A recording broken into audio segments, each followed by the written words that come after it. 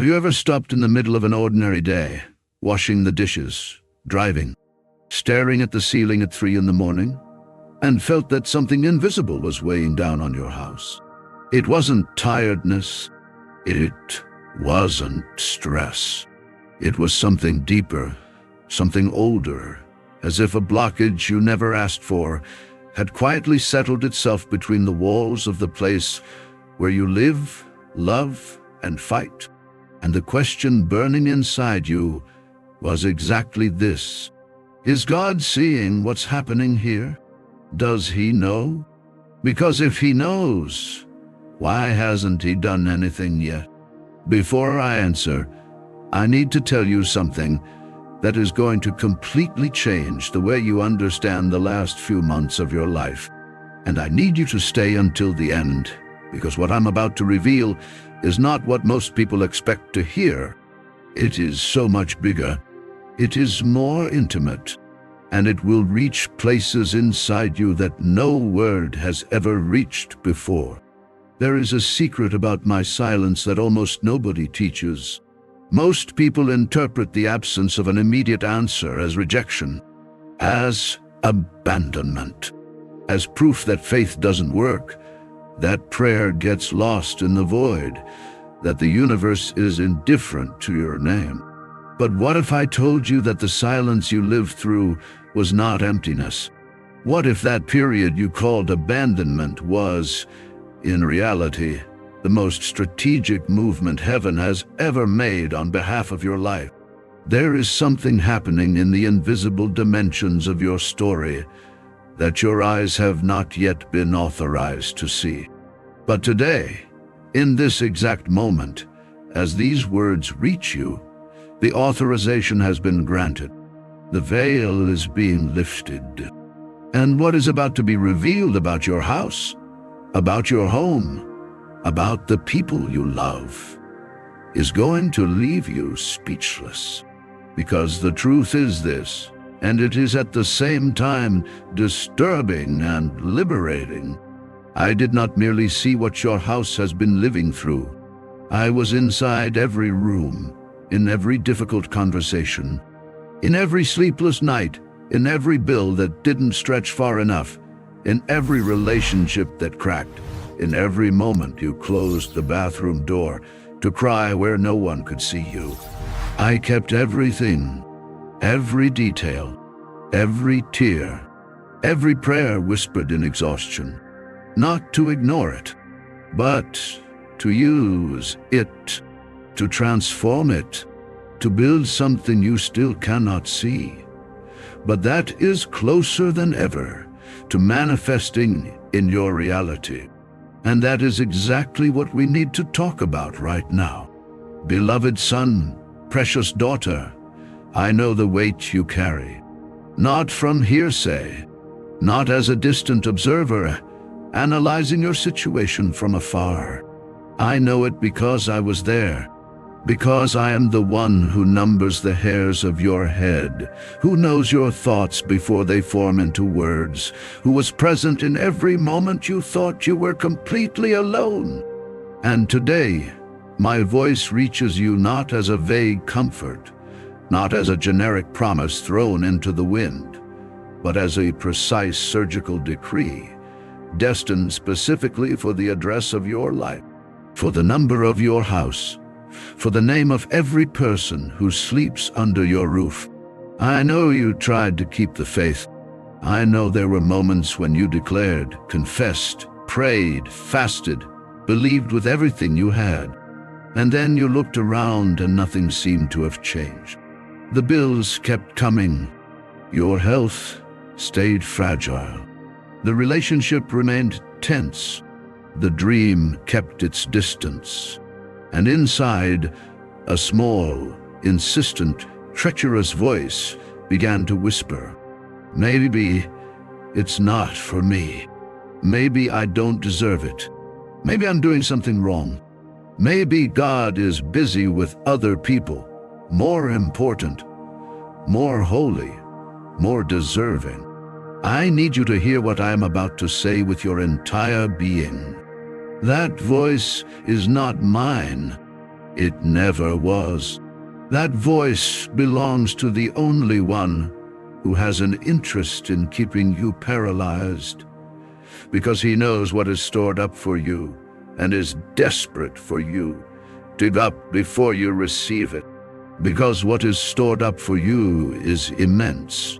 It is disproportionate to what you imagine. It is greater than your current problem, more powerful than your history of pain, more abundant than everything you dared to ask for in your most courageous prayers. And I know it is difficult to believe this when you look at the circumstances around you. But genuine faith was never about seeing. It was always about knowing, with a certainty that surpasses logic, that the one who made the universe with a word is personally committed to your story. And I am completely, without reservation, without hidden conditions, without fine print. There is a principle that runs through both the sacred scriptures and the deepest laws of the spiritual universe, and I planted this principle in the heart of creation from the very beginning. What you carry in genuine faith, you eventually manifest in reality. It is not magic. It is not superstition. It is the law of correspondence operating in harmony with my grace. What exists in the invisible plane always seeks to express itself in the visible plane. And when the faith of a child aligns with the decree of a father who does not fail, the impossible loses the address of the problem and finds the address of the solution.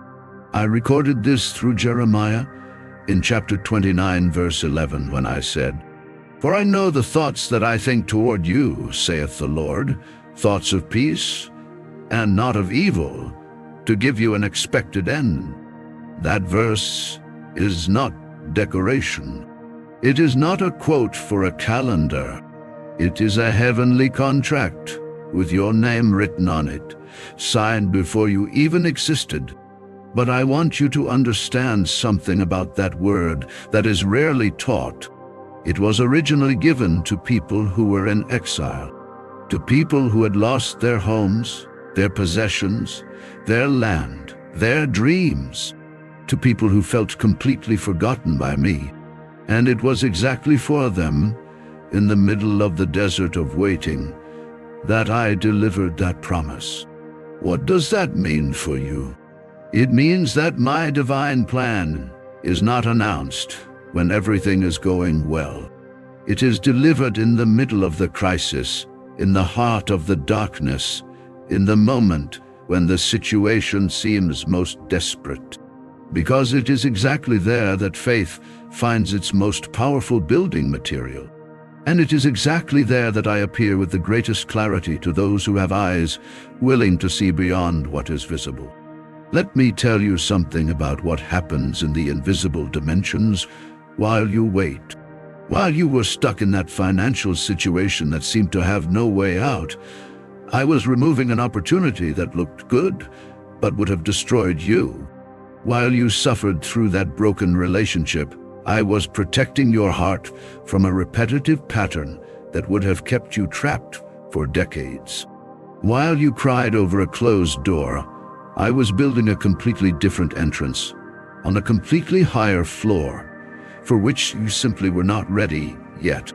Not because you were not capable, but because what I have prepared for you is so great that it would have arrived before the right time and crushed you instead of lifting you. I love you too much to give you what you ask for before the moment when you can sustain what you are about to receive. That is the secret heaven keeps about delays. I never delay out of carelessness. I never delay out of indifference. I delay because I see what you still cannot see. I see the consequences of every decision before it is made. I see the dangers you do not perceive. I see the people who still need to be positioned in the right place.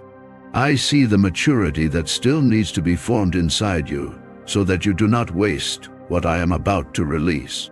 Because what I am about to release over your life is not small. and great things require prepared people to receive them.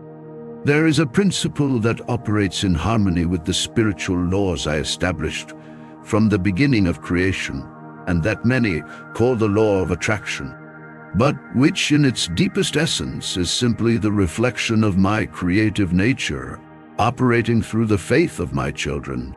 It is not the mind that attracts circumstances by its own force. It is the alignment of the inner being with the frequency of what was spiritually decreed for you. When you position yourself in the frequency of gratitude, faith, and expectation, you become a magnetic field for everything that was already prepared with your name on it. And when that field activates, the circumstances around you must reorganize. The right people appear. Doors that were closed give way. Resources flow from unexpected directions, not because you forced it, but because you finally aligned with what already existed in the spiritual plane, with what I had already decreed, before you even knew what to ask for. Paul wrote, under my inspiration, something that remains one of the most radical statements in all of history about my nature and my relationship with you. In Romans chapter 8, verse 32, it is recorded, "He that spared not his own son, but delivered him up for us all, how shall he not with him also freely give us all things?" Hear that with your heart. If I gave the most I had, why would I withhold the rest? The divine logic is one of absolute generosity. I do not operate in scarcity. I operate in an overflowing abundance. And you, beloved son, precious daughter, are on the list of recipients of that abundance, not as an exception, as the norm, as a family inheritance that does not need to be earned, only received. I need to speak to you about something I perceive happening in so many lives that come to me in pain. There is a silent pattern that sabotages the manifestation of blessings before they even approach the door. It is the combination of faith in the mouth and unbelief in the heart. The person declares, "I believe my situation is going to change," but inside, in a place that even they rarely visit, the opposite certainty exists. This is never going to work for me. That internal conflict creates a contradictory frequency that cancels what prayer activates. Not because I gave up Lul, but because the spiritual law I established responds to the deepest belief, not the most eloquent one. And that is why one of the most urgent tasks we need to do together today is to clear that conflict, to align what you say with what you genuinely carry inside. And that is not done through effort. It is done through revelation. When you see clearly how much you are loved by me, how much you are cared for, how unshakable the plan I have for your life truly is, unbelief has nowhere to stand. It simply dissolves in the presence of truth. It is like turning on a light in a room that has been dark for years. The darkness does not fight the light. It simply leaves. And that is what is happening right now as these words reach your spirit. A light is being turned on in every room of your life, in every area that has been too dark, in every part of you that got used to living in the shadow when it was created to live in the full splendor of my presence. I want to tell you the story of Naomi because it speaks directly to what you are living through right now. She left her homeland with her husband and sons in search of a better life. She lost her husband. She lost both sons.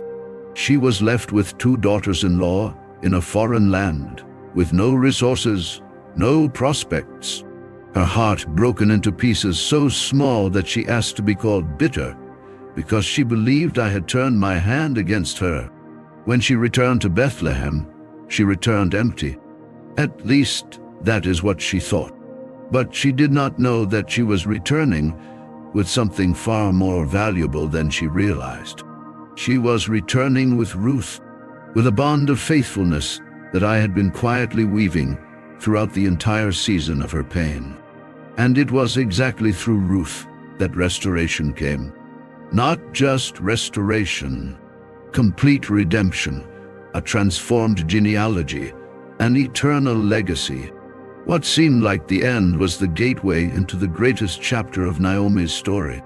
And the question I ask you now is this: what if what you are calling the end is exactly the gateway to your greatest turnaround?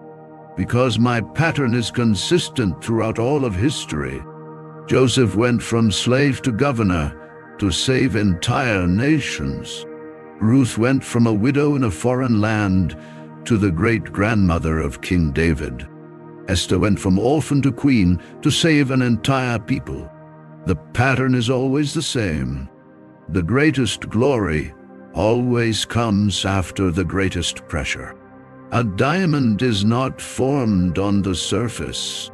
It is formed in the depths, under intense pressure, during a long period of darkness. And when it finally emerges, it shines in a way that no ordinary stone can imitate it. You were placed under pressure. You were in the depths, but not to be destroyed, to be formed, to become something that shines in a way that is only possible after everything you went through with me, even without knowing I was by your side. Now I need to speak to you about your house in a very specific way. I am not just talking about the building where you live. I'm talking about your home in the most complete sense of the word. The relationships that inhabit that space, the spiritual atmosphere of that environment, the emotional health of every person who sleeps under that roof, the dreams that were discussed, planned, or silenced within those walls. Because what happens inside a home is not random. There is a spiritual dimension that governs the atmosphere of every house, and it is directly influenced by the frequency that the family living there emits collectively. And I have the power to transform that atmosphere completely right now. When there are old debts, unprocessed traumas, repetitive patterns of conflict, fears inherited from previous generations, they create a kind of spiritual climate that attracts more of the same, not through some mystical curse with no solution, but through the law of correspondence that I established and can also reverse. What dominates the interior manifests in the exterior. And that is why the transformation of a home always begins from the inside out. It begins in the mind of the man or woman who decides to break with the pattern. It begins in the decision of one person to choose a different frequency, to refuse to pass on what they received, to decree with the authority I gave them a new pattern for their lineage. And that, beloved son, precious daughter, is exactly what is happening with you right now. You are being the breaking point of your family. You are the generation that decides the cycle ends here. Not with arrogance, with love, with faith, with the determination of someone who understood that they were strategically placed where they are to be an agent of transformation, not just a recipient of blessings. In Deuteronomy, chapter 28, verses 1 and 2, I declared, "And it shall come to pass, if thou shalt hearken diligently unto the voice of the Lord thy God, to observe and to do all his commandments, which I command thee this day, that the Lord thy God will set thee on high above all nations of the earth, and all these blessings shall come on thee and overtake thee." The blessing that pursues you, that overtakes you, that you cannot outrun. That is what is decreed over the house that decides to align with me. I need to pause for a moment and speak to you about something that has been reaching the hands of people exactly like you. People who are at this point in the journey, at the threshold between waiting and manifestation, between darkness and dawn. In the first pinned comment of this video, and also in the QR code appearing on screen right now, you will find the ebook Attract Divine Abundance. I did not allow you to arrive at this video by chance. And I did not allow that material to exist by chance either. It was developed for those who are ready to take the next practical step. For those who do not just want to be inspired, but want to understand how to integrate the spiritual principles we are discussing here into concrete daily routines. How to align faith, intention, declaration, and action in a way that activates the laws I established in harmony with my decrees over your life. It is a practical, deep, and transformative guide. Access it now, while these words are still resonating in your spirit, because the best moment to act is always when the heart is open, the way yours is right now. And your heart is open right now. I feel it, because you did not arrive here by accident. You did not open this video out of random curiosity. Something inside you, that part that still believes, that still hopes, that still carries a small but persistent flame, brought you to this specific moment. And I want you to know that that flame is not a remnant of the past. It is a sign of what is to come. In Isaiah chapter 43, verses 18 and 19, I said something extraordinary. Remember ye not the former things, neither consider the things of old. Behold, I will do a new thing. Now it shall spring forth. Shall ye not know it? I will even make a way in the wilderness, and rivers in the desert. Rivers in the desert. Water where there should be none. Life where everything seemed dead. That is the supernatural pattern I am activating over your house right now as you listen. But to receive the new, something must be released. And here we arrive at one of the most important parts of this conversation. Because what needs to be released is not small. It is the bitterness you still carry toward the one who betrayed you. It is the hurt you have carried for years from the one who disappointed you. It is the self-accusation over decisions you made in the past without all the information you have today. It is the fear that disguises itself as caution, but actually paralyzes. It's the comparison with other people's lives that steals your gratitude for what you have. All of that creates weight, and weight does not rise. Weight sinks. Weight keeps you at the level of your circumstances, when you were created to operate above them. Forgiveness is not an act of weakness. It's the most powerful movement a human being can make. Not because the person who hurt you deserves it, but because you deserve to be free. Because bitterness is a chain that keeps you bound to that same person, that same moment, that same pain, no matter how many years pass. You may be thousands of miles away from the one who hurt you and still be completely chained to that person on the inside. Forgiveness cuts that chain. It does not necessarily restore the relationship.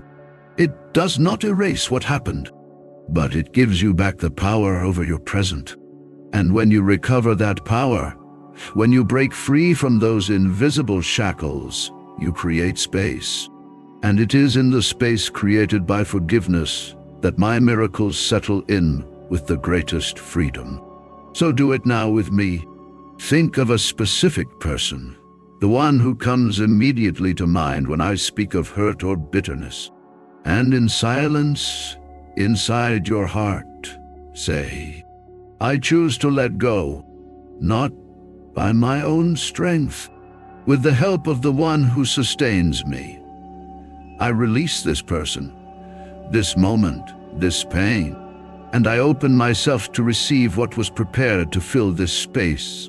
That simple act, done with sincerity, carries more transformative power than years of intellectual effort trying to resolve on the surface what is a matter of the spirit. Because the spiritual always precedes the material. What you release on the inside manifests as transformation on the outside. It is law. It is my law, and it operates in your favor. Now, I want to talk about your dreams.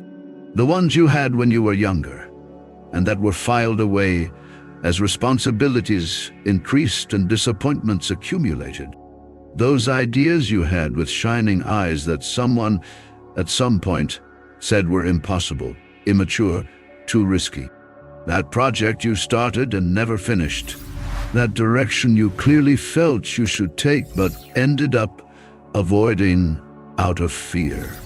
Those dreams are not dead. They are in a holding pattern. And what I am about to say may seem difficult to believe, but it is absolutely true. The dream I planted in you is more persistent than all the forces that tried to extinguish it. Because you did not invent it. I placed it there, and what I plant, I sustain. In Habakkuk, chapter 2, verse 3, I recorded, "For the vision is yet for an appointed time, but at the end it shall speak, and not lie. Though it tarry, wait for it, because it will surely come, it will not tarry. Though it tarry, wait for it, not because I am slow, but because there is a right time, a specific alignment of circumstances, of inner maturity, of external positioning, that when reached causes the dream to manifest in a way that no force can stop. And you are arriving at that alignment right now. Not tomorrow, not next year, right now. This is the moment when the pieces that have been silently moved by me for years are finally clicking into the place I determined. I need to speak to you about the power of your words, not in a superficial way, in a deep and practical way. Because there is an enormous difference between what you say about your life in everyday conversations and what you genuinely believe about it. And the spiritual laws I established operate first at the level of belief, not of words. You can declare prosperity with your mouth, while your mind processes scarcity. And what responds is the deepest belief. That is why Paul wrote in Romans chapter 12, verse 2, "And be not conformed to this world, but be ye transformed by the renewing of your mind." The original word there is metamorphosis, the same transformation that happens when a caterpillar becomes a butterfly. It is not a superficial change. It is a complete transformation of nature. And that is what I am doing in your mind right now, in this moment, as these words arrive. And that transformation happens when you begin to see reality with the eyes of the spirit before seeing it with the eyes of the body. When you can be grateful for healing before you feel the symptoms disappear. When you can give thanks for provision before you see the bank balance change. When you can celebrate the restoration of a relationship before having the difficult conversation. Not as a denial of current reality, but as an affirmation of the spiritual reality that is about to manifest.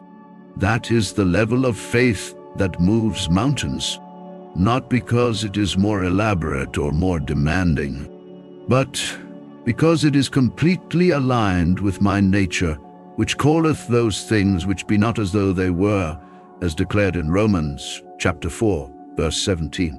I operate that way, and when you operate that way too, we are in perfect synchrony. Now, I want you to understand something about the dimension of what is being prepared for you. It is not just a solution to the immediate problem. It is not just temporary relief from the current pressure. What I am releasing over your life is a transformation of destiny. It is a complete realignment with the purpose for which you were created. And that purpose is always greater than you. It is always connected to other lives. It is always part of something that goes beyond your own story. You were created not only to prosper, but to be a channel of prosperity. Not only to be healed, but to bring hope to others who are still in the middle of their pain. Not only to have your relationships restored, but to be living proof that reconciliation is possible in any situation when my grace is involved. In Ephesians chapter 2, verse 10, I recorded that you are my workmanship, created in Christ Jesus unto good works, which I have before ordained, that you should walk in them. Good works ordained beforehand. Before you existed, before any of your problems existed, the plan was already drawn. The mission was already defined. And everything you went through, every difficulty, every loss, every night of weeping, every battle, every moment of doubt, all of it was an ingredient in the formation process of the instrument you need to be, to fulfill what I kept for you before the foundation of the world. Nothing was wasted. Absolutely nothing. That completely changes the perspective on suffering. Not that suffering is good in itself, but in my hands, in the hands of the one who works all things together for good to them that love him, as I declared in Romans chapter 8, verse 28. Nothing is wasted. Every pain became wisdom. Every loss became compassion. Every failure became humility. Every battle became strength. And now you are a person that the world around you needs, that your family needs, that your children and grandchildren are going to need, because you carry inside you something that can only be formed the way it was formed in you, through fire. And the purest gold always comes from the most intense fire. There's an aspect of manifestation that very few people discuss with honesty, and I need to bring it to the surface here because it is fundamental to what is coming. It is the question of identity. You can have all the right visualization techniques, all the correct principles of declaration, all the verses memorized, and all the faith declared.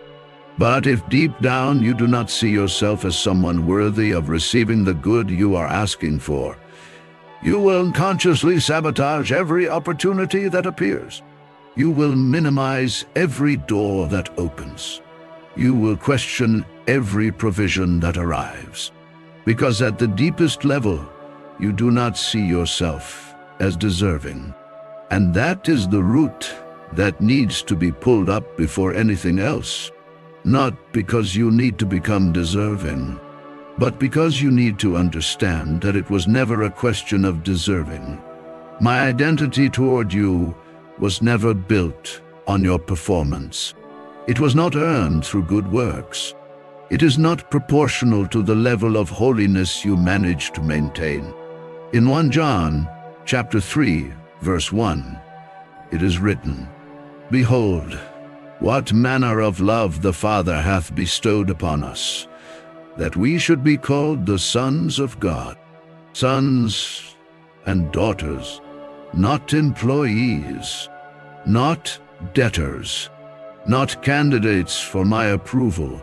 Children, and a child does not beg the father for what is already theirs by inheritance. A child accesses what belongs to the family because they belong to the family. And when you begin to see yourself not as someone trying to earn a blessing, but as a child receiving what was already prepared, everything changes. The posture changes. The expectation changes. The frequency you emit changes. And what you attract changes with it. I am going to tell you now about what is going to happen in the next few days of your life, because There is a prophetic dimension to this moment that I cannot let pass. You are going to begin to notice things that used to go undetected. Coincidences that are not coincidences. Conversations that will happen at the exact moment you needed to have them. An idea that will arise suddenly, clear and specific, pointing to a direction you had never considered.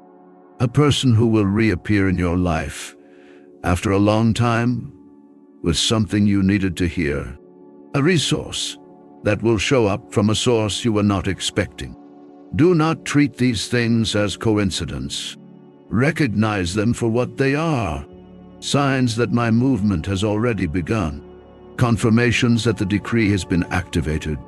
First fruits of a harvest that is coming in abundance. The key is to remain attentive, to remain in a state of grateful expectation, which is different from anxiety. Anxiety is always in the future, worried about what has not yet arrived. Grateful expectation is in the present, celebrating what is already in motion, recognizing the signs, acting when the doors open. It is the difference between chasing after the blessing and positioning yourself to receive it. In Psalms chapter 37, verses 4 and 5, I declare, "Delight thyself also in the Lord, and he shall give thee the desires of thine heart. Commit thy way unto the Lord, trust also in him, and he shall bring it to pass." Delight. Do not strive. Do not force. Delight in me. Because whoever delights in me tunes into the highest frequency that exists. And at that frequency, the desires of the heart are not a request to be considered. They are a promise to be fulfilled. I want you to imagine for a moment what your life is going to look like when everything I am preparing manifests completely. Not superficially, deeply. Your health restored, your body functioning with vigor, the vitality you thought had been left behind returning with more force than ever. Your finances organized, not just surviving, but prospering in a way that allows you to be generous, that allows you to help those you love, that allows you to fulfill dreams you had placed on a shelf of impossibles. Your relationships restored, not just functioning, but deep, genuine, secure. The peace inside your house tangible, real, felt by everyone who walks through the door. Your purpose clear, your direction defined, your contribution to the world visible and meaningful. That is not fantasy. That is the description of the plan that already exists with your name on it. And the only difference between that future and your present are the choices you make right now. In Joshua chapter 1, verse 9, I commanded, "Have not I commanded thee?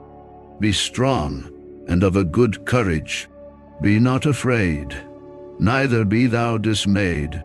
For the Lord thy God is with thee, whithersoever thou goest." Have not I commanded thee? A question that carries the answer inside it. Courage is not a suggestion. It is a command that comes accompanied by my presence. Not because I am authoritarian, but because I know what is on the other side, and I want you to advance to receive it. I need to tell you something about the season you are living through right now.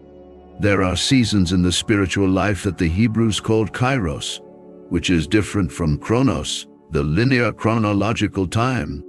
Kairos is the right time, the opportune moment, that specific interval in which conditions align in a way that would never repeat in exactly the same way. You are in a Kairos moment, not because you are special above others, but because the time of preparation has reached its limit, because what was sown is ripe for harvest, because the pieces that have been quietly moved by me have finally arrived at the correct positioning. And Kairos does not wait. It opens like a window, and wisdom is recognizing that window and walking through it while it is open. Because whoever recognizes the Kairos moment and acts in it experiences in weeks what others wait years for. There is something more I need to say about your house specifically, because there are forces that work against the peace and prosperity of homes that are awakening to their purpose.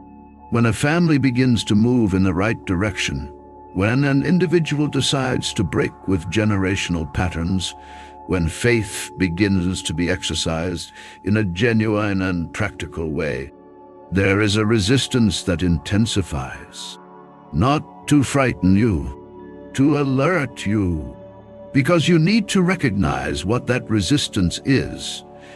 It is not a sign that you are on the wrong path. It is a sign that you are on the right path. Resistance is always proportional to the potential of the threat. And if the resistance you have been feeling is intense, it is because what is about to be released over your life is extraordinarily great. In Luke chapter 10, verse 19, Jesus declared, "Behold, I give unto you power to tread on serpents and scorpions, and over all the power of the enemy, and nothing shall by any means hurt you." Authority given, not earned. Authority you already possess and need to exercise. How is it exercised? Through declaration, through worship, through gratitude in the middle of pressure, through refusing to let fear have the last word, through acting even when you do not feel like it, even when the circumstances shout the opposite, even when human logic says it makes no sense, because the faith that acts in the dark is the one that turns on the lights.